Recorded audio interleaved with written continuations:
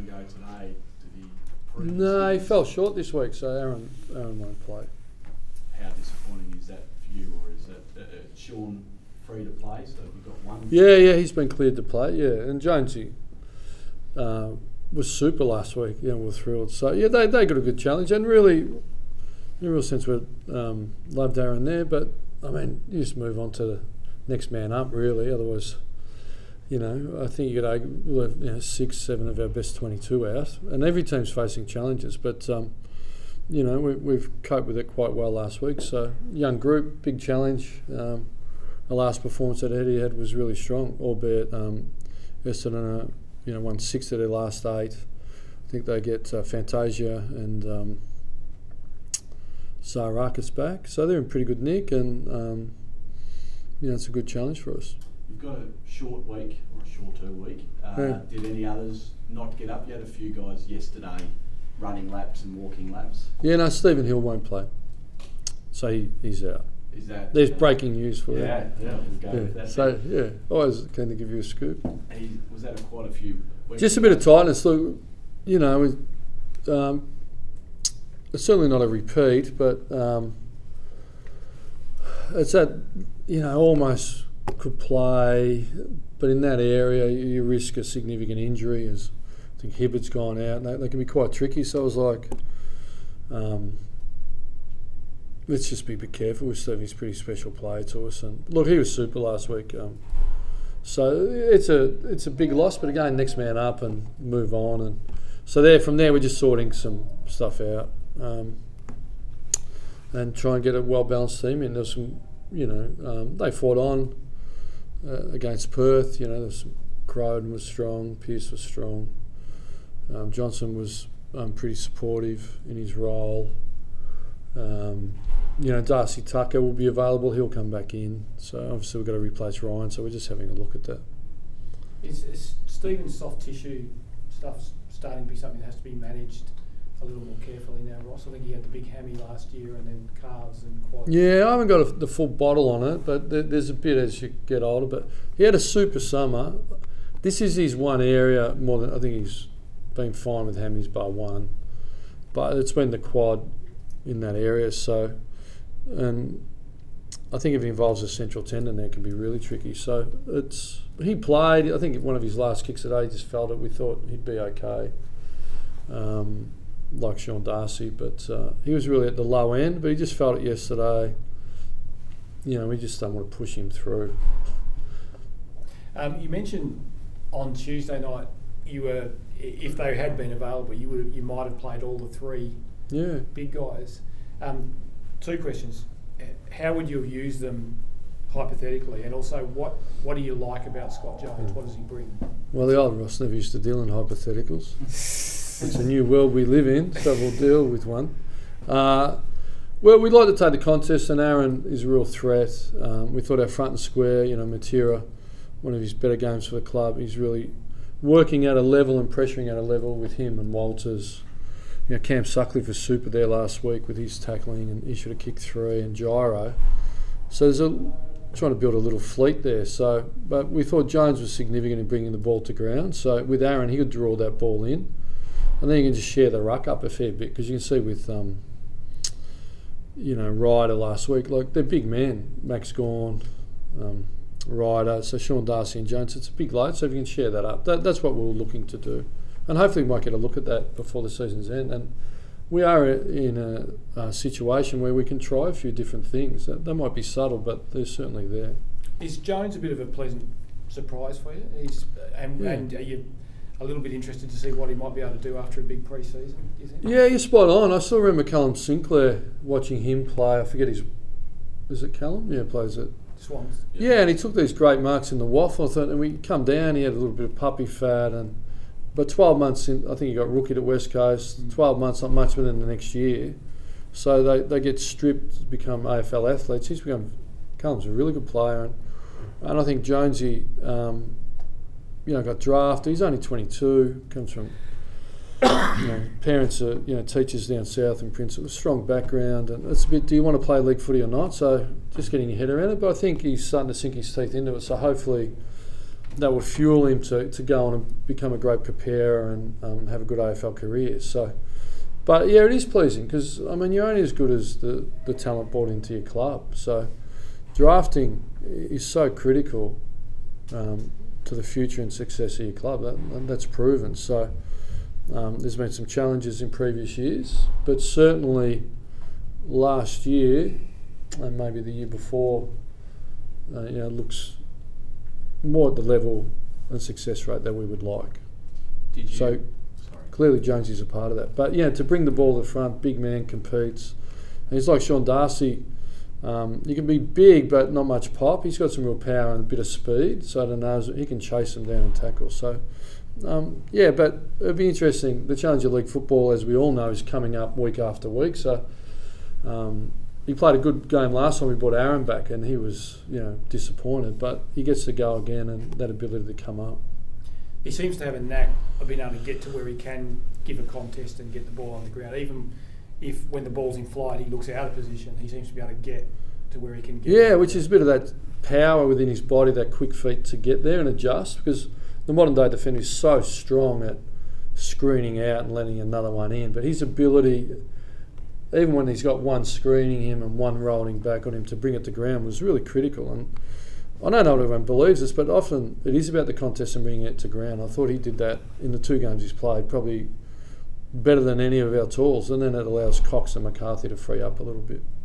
Ross, Essendon appear to be a side, one of their strengths, the run-off half-back, and Ahmed Saad's had a lot of running bounces. How do you combat that style of play? Yeah, well, previously we've played defensive forwards. We haven't. Matty De Boer used to do that well, and Chris Main. We haven't done that for a long time. So you just got to bank on that. You got to make him defend and make him defend first, and put some good pressure on. I thought our centre forward pressure was the best of the round last week. So again, the challenge is to repeat that, and then it should take care of itself.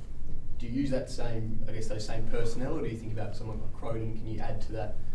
Yeah, no, we think about change of personnel. Mitch sort of bounced again on the weekend with real energy and pop and looked pretty good. So that's the discussion going on in match committee at the minute with my presence there. So it's a chance.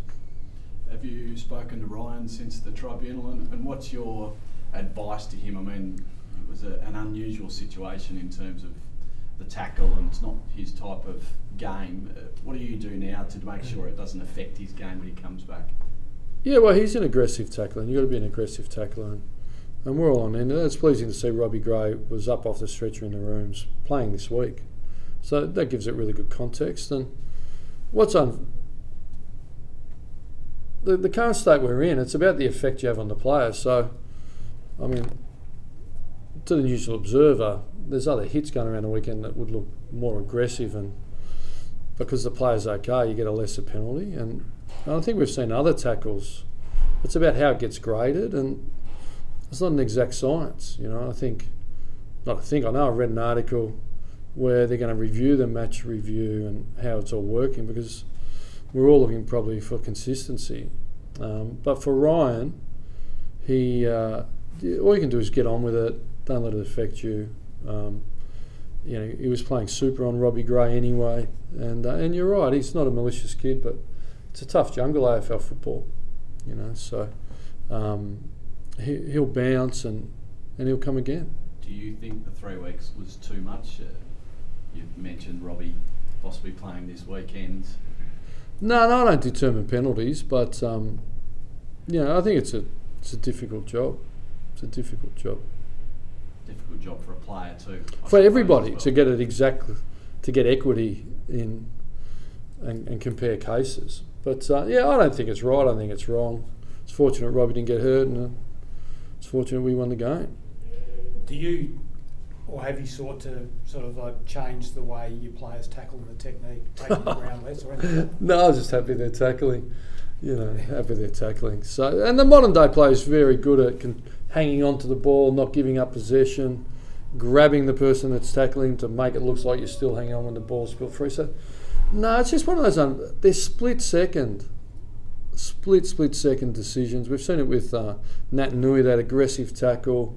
Such a fine line, but Ryan will learn from it. I don't think it's something that is our trademark. I wouldn't have thought.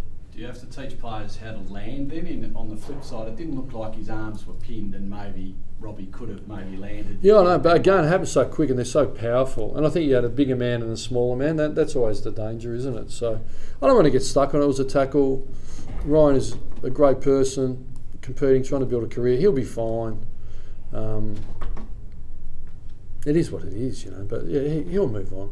He was really concerned after the game because they're human. And, you know, I heard Sean McManus the other day on Nova just saying, geez, we used to punch and kick and still not apologise. This was a tackle and now they're apologising. Sean was never happened in my day. So fortunately everything's evolved and got a little bit more sophisticated. It's not as brutal as it used to be. Ross, a lot of coaches are being asked about potential rule changes and possibly starting positions being introduced as early as next season. Would you be comfortable in it coming in that quickly, or would you prefer to see a bit more of a trial, perhaps in JLT, or waiting a bit longer? Yeah, I've heard the commentary without going into the detail. I don't read the detail, I just see the sub-editor's sensational headlines. So, which is good, that catches your attention. But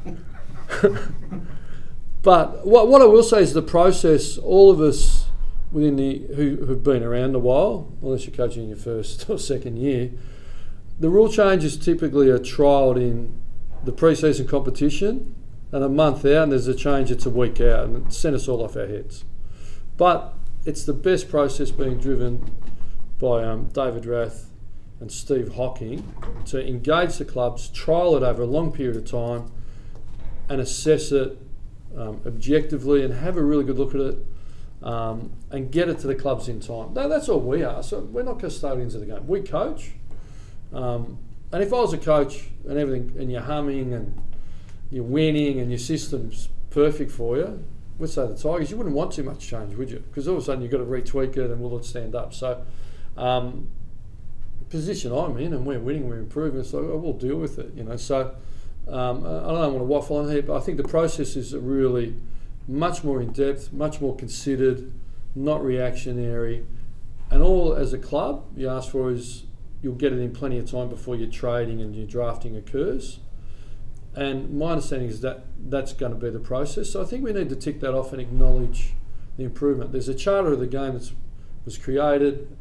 The AFL Commission sit over the top of that. They employ people to make sure the game's being aligned to that. So I think it's pretty simple.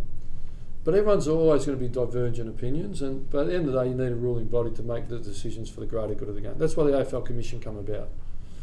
Otherwise, we wouldn't have a national competition, or we might have licences, but you wouldn't have many good players over here. You got a taste of the starting positions with a bit of a trial. Yeah. How did you see it, and did you see it as a positive? It was very difficult. It was torrential rain, and it was like a 10-minute patch, maybe a 20, I can't remember. And I didn't take too much notice of it. We just wanted to play our part in that system, and it was hard for me to discern. I wasn't that engaged in it. I was more thinking about Brisbane, but obviously not enough. Do rule changes have the potential to change the sort of person you would trade out, trade in and draft? Yeah, potentially. I think if you just look around the stoppage, some of the commentary said, you know, at the minute, and we got them, and Sydney got them, like big 6'3" mids at 96 kilos, big man, and can get it out of pressure coming in from all angles. If you open that space up, there'll be more the speedy mids that can get out with speed, don't have to break tackles, and get it to their forwards more. There'll be more entries from stoppages. There'll be more running out of stoppages. If you go back to West Coast games, Sydney, you know, Cox, Kerr, Cousins, Judd, without Sydney having pressure rolls around the stoppage, they would have scored heavily. You know what I mean? So I think if you take that out, next minute Judd's streaming out, Cousins is streaming out, and then, you know, fortunately Kennedy wasn't playing for him then. How's Harley going? What do you expect from him this weekend? He's going really well. He's progressing. He's progressing really well. And just on that, the first week. Is that Harley? He's coming in. He wants to pick himself. Bring him in. Get a comment.